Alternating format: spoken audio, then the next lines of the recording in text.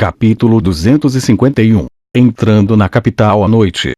O exercício militar entre os reinos afiliados havia sido suspenso, e a busca pelos assassinos do Império Spartax ficou mais feroz. Desde que a identidade dos assassinos foi identificada, os dois impérios entraram em modos de batalha. O Império Spartax, que tinha 100.000 soldados ao redor da fronteira, iniciou a primeira pequena iniciação, e Zenit se defendeu contra ela.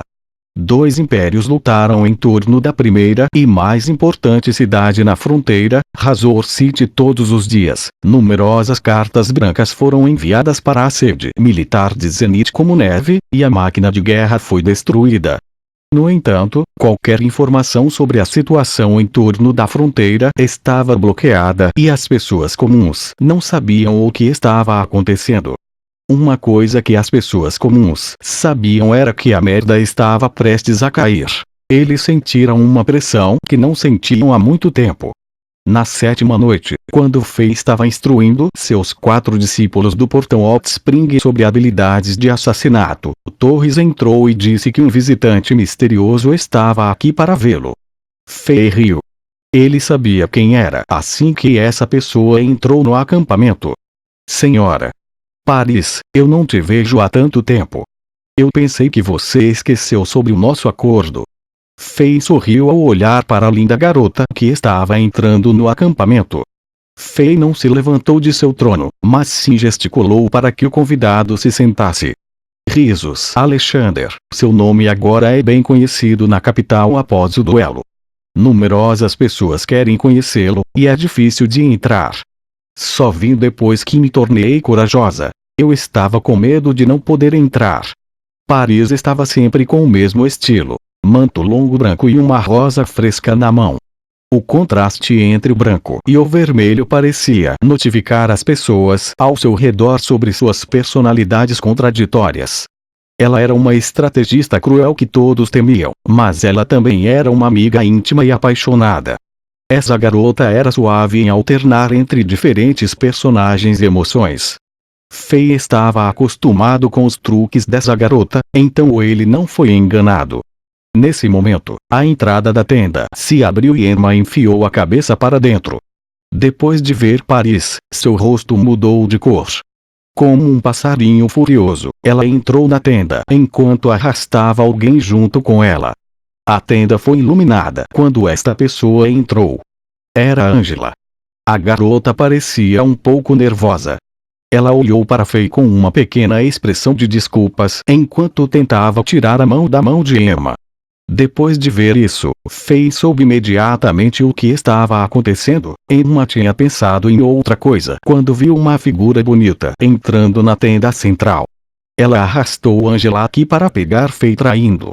Mesmo depois de descobrir que ela estava errada, ela ainda arrastou Angela para a tenda como uma maneira de dizer a Fei: você tem uma esposa, não brinque. Fei achou engraçado como a pequena Emma estava olhando para ele como uma expressão teimosa. Uau, você é tão fofa. Paris era realmente inteligente. Ela sabia o que estava acontecendo e rapidamente sorriu para as duas garotas intimamente. Ela tirou alguns presentes preciosos do nada e deu para as duas garotas como uma desculpa pelo que aconteceu no pico da montanha oriental em Chambord. No começo, a pequena Emma não acreditou. No entanto, Paris estava em outro nível. Ela sabia que a pequena Emma era uma garota legal que parecia forte na superfície. Paris começou a explicar como ela também era órfã quando era jovem e sofria bullying o tempo todo, e também como ela foi resgatada pelo segundo príncipe Domingues e se envolveu na política cruel para retribuir Domingues. Ela também transmitiu indiretamente a ideia de que ela não estava aqui pelo rei Alexander, mas para ajudar a Chambord a eliminar o grupo de mercenários Blood Edge. Fei ficou atordoado no trono. Ele foi capaz de ver de fora como essa Paris foi capaz de dissolver rapidamente a hostilidade entre elas. Logo, as 3 garotas estavam conversando umas com as outras como irmãs reencontradas. Não é de admirar que Tanasha tenha me dito que você já estava em uma situação muito difícil antes. Angela suspirou quando sentiu muito simpatia por Paris. A princesa mais velha disse isso. Paris perguntou um pouco surpresa. Sim, Angela ordenou aos criados que trouxessem vinho e frutas, e ela começou a considerar Paris. Era um sinal de que ela via Paris como uma amiga. Logo, o assunto voltou à razão pela qual Paris estava aqui. Como você pediu, eu organizei tudo.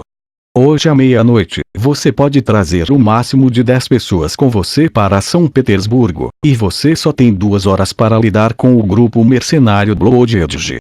Depois de 2 horas, você precisa sair, ou você não vai conseguir limpá-los. Paris disse a Fei todos os seus arranjos, apesar do fato de que Angela e Emma ainda estavam lá. Essa atitude direta deixou uma melhor impressão dela na mente de Angela e Emma. 2 horas é o suficiente. Fei sabia muito bem sobre a força do Blood Edge, e ele tinha planos próprios. Era quase noite.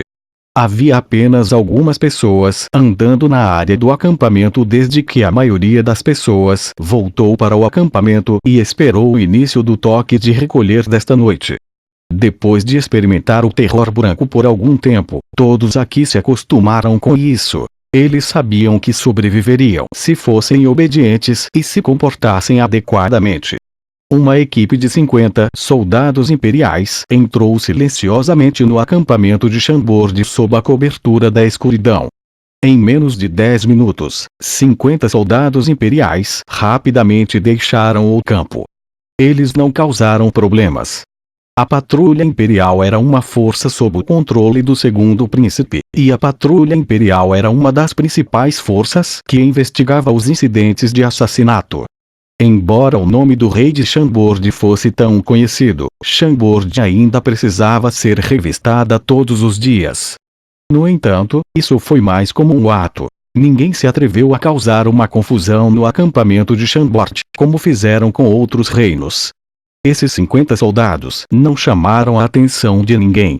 Depois de deixar o Chambord, eles não fizeram a busca em outros reinos. Eles atravessaram diretamente a área do acampamento e passaram por várias inspeções entre a área do acampamento e São Petersburgo. Depois de entrar com sucesso no portão sul de São Petersburgo, eles desapareceram na escuridão como uma gota de água em um oceano. Era uma noite de lua cheia.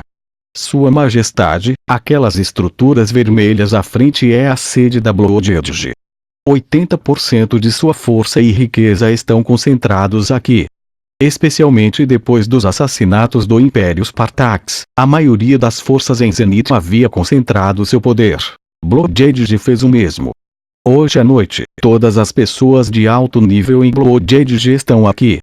O pub de 6 andares em que eles estavam era um dos locais em São Petersburgo que Domingues controlava, e era o prédio mais alto em torno dessa área. Depois de subir as escadas para o 4º andar, Fei foi capaz de obter uma boa visão elevada da área e do Blood Edge. Depois de ouvir os capangas de Paris explicando os detalhes para ele, Fei foi capaz de completar seus planos. Tudo bem, eu entendi.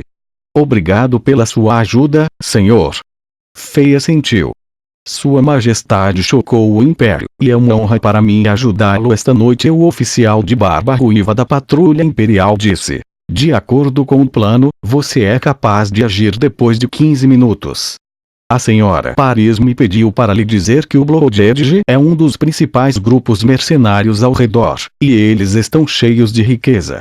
Se Sua Majestade for capaz de acabar com eles, Chambord conseguirá 30% da parte. 30%. Fei franziu um pouco a testa.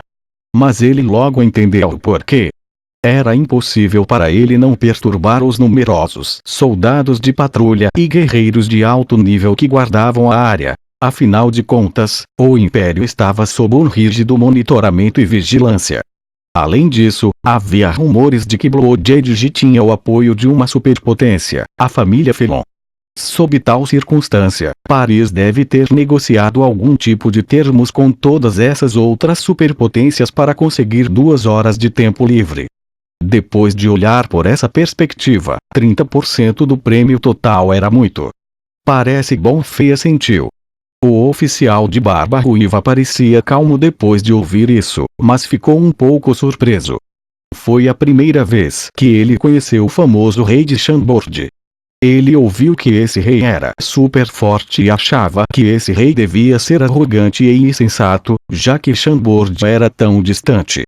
Mas agora, seu respeito por Fei aumentou quando ele pensou: não há golpista sob tamanha fama.